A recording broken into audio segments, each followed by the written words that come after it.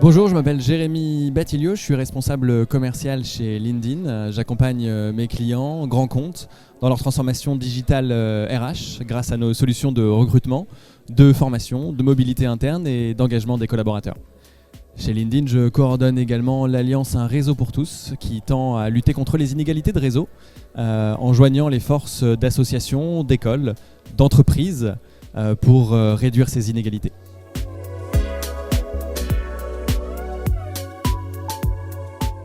Alors sur le sujet des soft skills, c'est un thème de réflexion nouveau dans les entreprises qui se heurte encore à quelques problématiques. La première, déjà de savoir de quoi est-ce qu'on parle exactement, mais surtout de savoir comment on peut les identifier parmi les collaborateurs et comment on peut les évaluer. Ce qui est sûr, c'est que dans le contexte actuel, les soft skills jouent un rôle essentiel dans la transformation des entreprises, mais également pour l'employabilité des collaborateurs. Sur la définition des soft skills, je n'aime pas trop la traduction qui est de parler de compétences douces. Je pense que ce sont tout sauf des compétences douces. Les soft skills, ce sont avant tout des compétences comportementales transverses à plusieurs métiers, dans plusieurs environnements, également à plusieurs niveaux de seniorité. Comme les compétences techniques, ce sont des compétences qu'on va pouvoir développer tout au long de sa carrière professionnelle, mais également dans sa vie personnelle, associative ou sportive. Sur LinkedIn, on interroge régulièrement les entreprises, les professionnels, et quand on leur demande quelles sont selon eux les compétences les plus importantes aujourd'hui, on retrouve dans le classement essentiellement des soft skills. D'ailleurs, la créativité a longtemps été en haut du classement ces dernières années. C'est désormais la résilience et l'adaptabilité qui sont considérées comme les compétences les plus importantes. La créativité reste bien sûr dans ce classement. Ensuite, si on regarde en France plus particulièrement au cours des 12 derniers mois, quels ont été les soft skills qui ont le plus apparu sur le profil des membres, on va retrouver l'écoute active, la facilité d'adaptation, la prise d'initiative et la prise de décision, la créativité à nouveau et d'autres compétences liées à la cohésion d'équipe et à l'esprit d'équipe.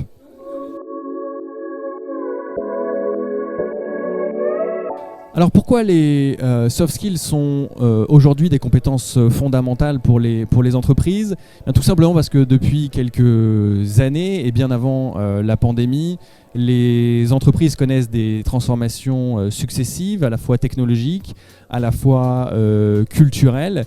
Et pour faire face à ces transformations, il s'avère que les soft skills vont leur permettre de réaliser plus facilement ces transformations grâce à l'adaptabilité, grâce à l'innovation, grâce à l'intelligence émotionnelle, situationnelle de ses collaborateurs. Ce qui est évident, c'est que dans le contexte actuel, on assiste à une obsolescence accélérée des compétences.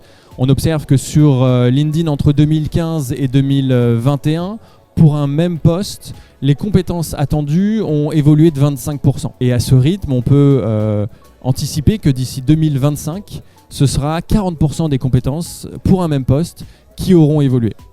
Cela vient aussi corroborer les chiffres du World Economic Forum sur la durée de vie d'une compétence, désormais passée à 5 ans, voire moins quand il s'agit de compétences techniques. Donc les soft skills dans tout ça sont considérés comme des compétences plus pérennes, mais aussi comme des compétences qui seront plus difficilement automatisables, remplaçables par de l'intelligence artificielle, des machines ou des outils technologiques. Les compétences comportementales, les soft skills, sont donc pour les entreprises vitales pour réussir leur phase de transformation actuelle. Quand on interroge les dirigeants d'entreprises également, on observe cette année que 51% d'entre eux se disent désormais inquiets de l'inadéquation entre les compétences disponibles dans leur entreprise et les compétences dont elles ont réellement besoin pour réussir leur transformation.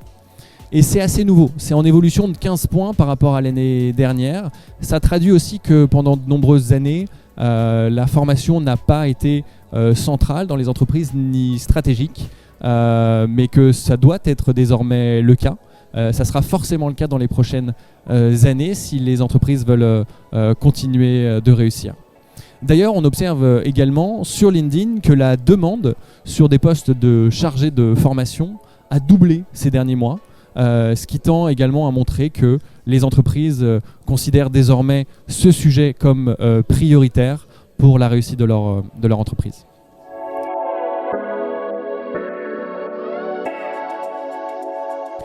Chez LinkedIn, on recommande à nos clients, entreprises, d'adopter une position skills first, c'est-à-dire de mettre les compétences vraiment au centre de leur processus, notamment de recrutement, de formation et de mobilité interne.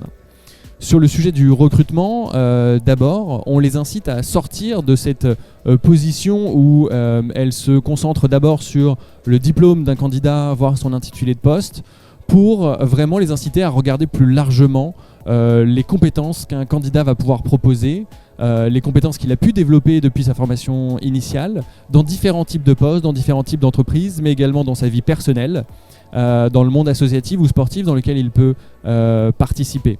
Et de ce fait, les entreprises vont effectivement pouvoir élargir leur vivier de candidats dans un contexte où la pénurie de talent est telle qu'il est aujourd'hui très difficile de trouver les candidats dont l'entreprise a besoin.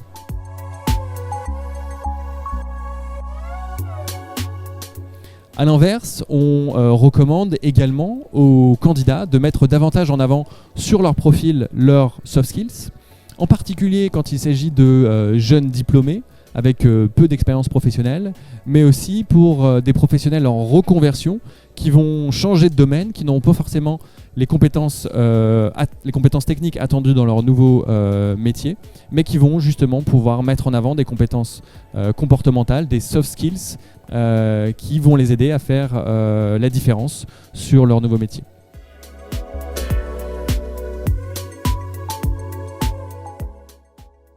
Par ailleurs, LinkedIn a depuis quelques années mis en place une plateforme de formation digitale dont les cours sont 100% la propriété de LinkedIn, développés par nos ingénieurs pédagogiques en collaboration avec des experts dans leur domaine.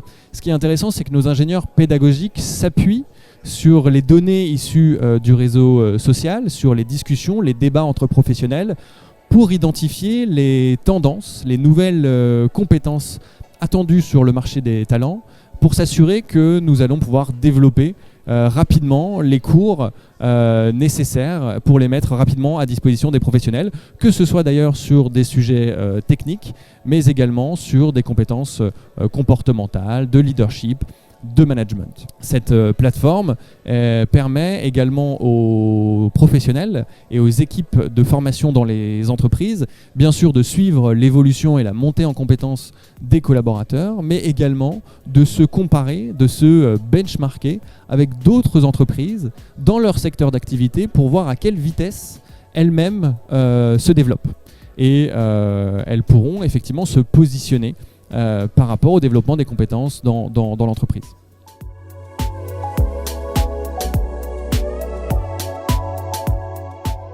Donc en résumé, effectivement, les soft skills sont aujourd'hui des compétences fondamentales pour la réussite de la transformation des entreprises, accélérée par toutes les nouvelles problématiques liées à la pandémie.